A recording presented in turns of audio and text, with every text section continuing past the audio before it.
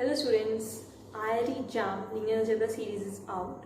Now let's understand how much linear algebra comes in JAM paper. It's usually very scoring, highest marks are allotted to it, 13 to 15 marks.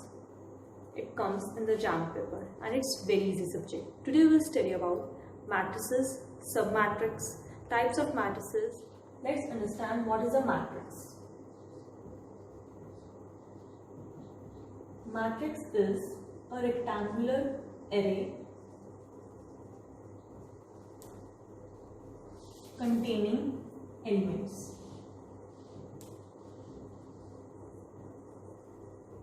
जो elements हैं हमारे पास वो या तो numbers हो सकते हैं या फंक्शंस हो सकते हैं. हम डिनोट कैसे करते हैं मैट्रिक्स को? कैपिटल लेटर्स से, और उसके अंदर के एलिमेंट्स को स्मॉल लेटर से AIJ M क्रॉस N. ये जो M क्रॉस N है यहाँ ये ऑर्डर है मैट्रिक्स का, and I here denotes the row and J denotes the column, and M denotes the number of rows and N denotes number of columns. अब हम इसको सिंप्लीफाइड फॉर्म में लिखते हैं. A1 first row first column 1 1, first row second column A12. Similarly first row nth column because we are taking n number of columns. Second row A2 first column. Similarly A2 n and so on. How many rows we have? N. So हमने m rows ली AM1 till हमारे पास n rows है, n column है, तो last हमारे पास होगा AM. एंड इस मैट्रिक्स का ऑर्डर क्या होगा हमारे पास? Number of rows cross number of columns m cross n. जैसे कि हम एग्जांपल ले लेते हैं 3 4 5 6 7 8 9 10 11 1 2 3. कितनी रोज है इस मैट्रिक्स में? Suppose it is noted by B 1 2 3 rows and how many columns? 4 columns. So it is the matrix of order 3 cross 4.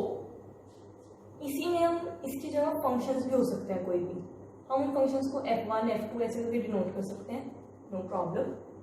अब हम ये समझते हैं टाइप्स ऑफ मैट्रिसेस कौन कौन सी होती हैं.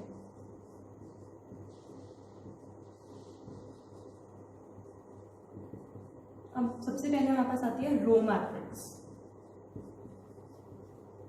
जिसमें सिर्फ एक ही रो और n नंबर ऑफ कॉलम्स हो.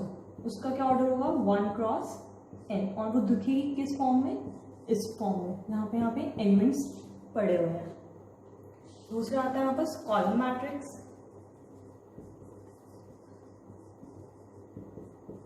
अब एक ही कॉलम है इस मैट्रिक्स में और रोज m है, सो इसका क्या ऑर्डर होगा? m cross 1. यहाँ पे नंबर्स पड़े हैं m. Now rectangular matrix. Rectangular matrix is of order m cross n such that m is not equal to n, and it would be form of this. Now here comes square matrix. Square matrix हम उनको कहेंगे when m is equal to n.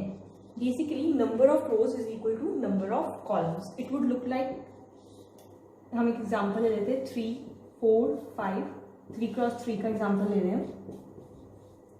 1 2 3 0 2 1. इसमें 3 ही रोज है और 3 ही columns है. हम diagonal matrix समझते हैं. Diagonal matrix is a square matrix whose all elements are 0 for I not equal to j. जैसे कि हम एक एग्जांपल ले लेते हैं 0 0 0 0 0 1 2 0 0 2 3 0 0 0 0 0 0 इज अ 4x4 मैट्रिक्स। हमारे पास जो मेन डायगोनल है उसको छोड़ के बाकी सारी एंट्रीज 0 होनी चाहिए। एंड डायगोनल में कुछ एंट्रीज 0 हो सकती हैं। हाँ, बस कंडीशन सिर्फ इतनी है कि i not equal to j के बाकी सारे एलिमेंट्स 0 होने चाहिए। इसमें कुछ एंट्रीज 0 हो सकती हैं। अब हम समझते हैं नल मैट्रिक्स क्या होता है। Null matrix is a matrix in which all entries are 0 and we denoted by capital O, 0 0 0 0 0। It can be of any of. अब हम अपर ट्रायंगल मैट्रिक्स देखते हैं।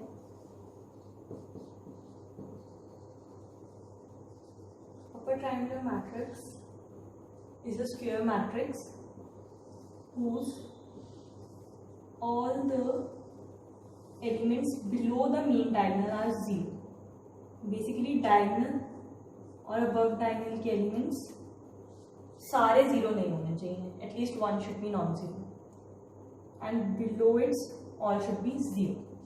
जैसे कि हम इस फॉर्म में देखें, i j should be 0, रोज नीचे की साइड है, for all I greater than j। Lower triangular matrix देखते हैं हम।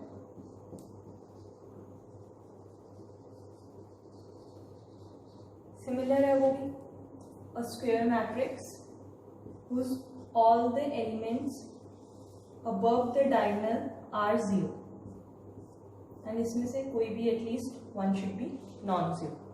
Aij is equal to 0 for all I less than j। अब हम देखते हैं स्केलर मैट्रिक्स क्या होता है हमारे पास।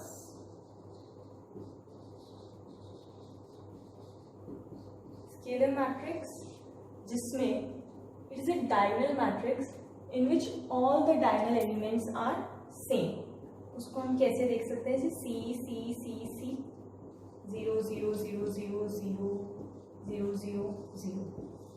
डायगोनल एलिमेंट्स कोई भी कांस्टेंट है, सारे के सारे सेम होने चाहिए। अब हम आइडेंटिटी मैट्रिक्स देखते हैं।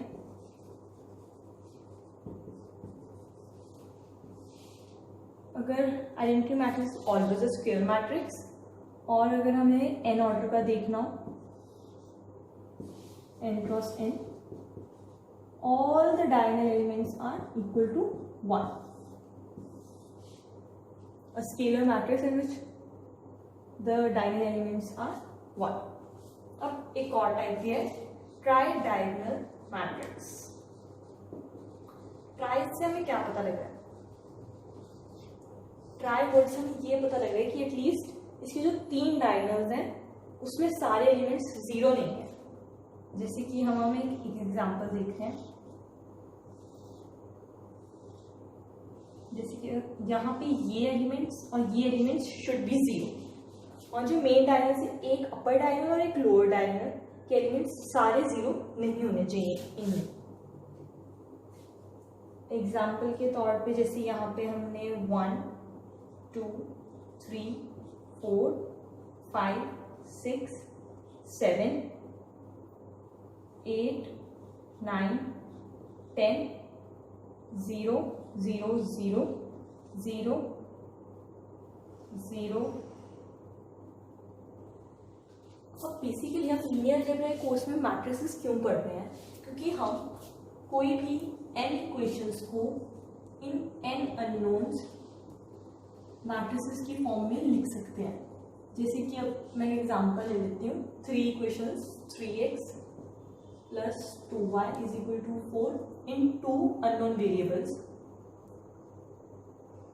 4x plus y is equal to 0, x plus 8y is equal to 3।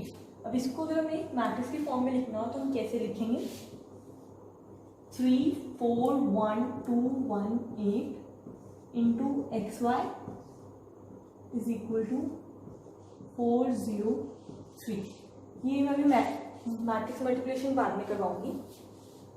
Now let's understand what is a sub matrix. सब मैट्रिक्स बेसिकली एक मैट्रिक्स से बनता है कि हमारे पास कोई भी एक मैट्रिक्स है ए, तो उसके जो सब मैट्रिक्सेस होंगे वो ए के कोई भी रोज एंड कॉलम्स को डिलीट करके बनने चाहिए, उसको हम सब मैट्रिक्स कहेंगे. जैसे कि हम एक एग्जांपल ले लेते हैं, ए इज इक्वल टू 1 2 3 4 5 6 7 8 9 10 11 12 13 14 15 16. अब इसमें हम ये वाली रो डिलीट कर देते हैं और ये वाली रो डिलीट कर देते हैं एंड ये वाला कॉलम डिलीट कर देते हैं, ये वाला कॉलम डिलीट कर देते हैं. तो जो हमारे पास एलिमेंट्स बच जाएंगे वो एक सब मैट्रिक्स कहलाएगा. ये डिलीट करती और ये डिलीट करती, तो हमारे पास सब मैट्रिक्स होगी 9 13 11 15. ये नहीं कि कोई भी इसके 4 एलिमेंट्स उठा ले और उसको किसी भी तरह से अरेंज कर दे, जैसे कि 8 7 16 15. ये है तो इसी के एलिमेंट्स, बट ये सब मैट्रिक्स नहीं फॉर्म करता, क्योंकि ये किसी भी रोज या कॉलम्स को डिलीट करने से ये मैट्रिक्स तो फॉर्म हमारे पास डेफिनेटली नहीं होएगी. अब हम देखते हैं कि कितने सब मैट्रिसेस बन सकते हैं. अब हम वो वाला केस डिस्कस करते हैं जिसमें all the entries are same, उसके सब मैट्रिसेस कैलकुलेट करते हैं कितने सब मैट्रिसेस आ सकते हैं. जैसे कि हम बात करें 1x1 ऑर्डर का भी एक ही सब मैट्रिक्स आएगा, क्योंकि उसमें एंट्री तो ए ही है ना, चाहे यहाँ से कट करके उठा लो चाहे यहाँ से कट करके ये वाला उठा लो. 1x2 का भी 1 है. सिमिलरली 1x n का भी मैट्रिक्स हमारे पास एक ही सब मैट्रिक्स आएगा. 2x1 का भी 1 है. इससे हमें क्या पता लग रहा है, 1 + 1 + 1 + 1 till n times n, and कितनी हमारे पास रोज थी m. सो बेसिकली सब मैट्रिक्स हमारे पास क्या हो गया, mn सब मैट्रिसेस आएंगे जब हमारे पास सारी एंट्रीज इक्वल रहेगी. क्योंकि अगर इस केस में हमारे पास 1 + 1 + 1, इसमें भी 1 + 1 + 1, ऐसे हम करते जाएंगे, m टाइम्स करेंगे और 1 हम कितने में ऐड कर रहे हैं, n टाइम्स, इसलिए m × n. अब हम वो वाला केस देखते हैं जिसमें सारी एंट्रीज डिस्टिंक्ट है एक मैट्रिक्स में. तो हमारे पास अगर ये मैट्रिक्स है m × n और इसमें m × n एलिमेंट्स हैं, तो हमारे पास कितनी चॉइसेस हो जाएंगी, m × n डिफरेंट चॉइसेस होंगी. तो अगर हमें 1 + 1 मैट्रिक्स बनाना है तो हम क्या करेंगे, m c1 n c1. हमारे पास इतनी सब मैट्रिसेस बनेंगे 1 × 1 के. ऐसी सिमिलरली अगर हमें देखना हो 4 × 5 के कितने सब मैट्रिसेस बनेंगे, m c4 n c5. इतनी सब मैट्रिसेस बनेंगी 4 × 5 की, क्योंकि हमारे पास उतनी चॉइसेस अवेलेबल हैं. Where m denotes the number of rows and n denotes the number of columns. अब अगर हमें इसके सारे के सारे सब मैट्रिसेस कैलकुलेट करने हो तो वो क्या आएगा, summation i running from 1. i denotes हमारा नंबर ऑफ रोज, तो रोज हमारे पास कितनी है, m. n where j denotes 1. n ci n cj.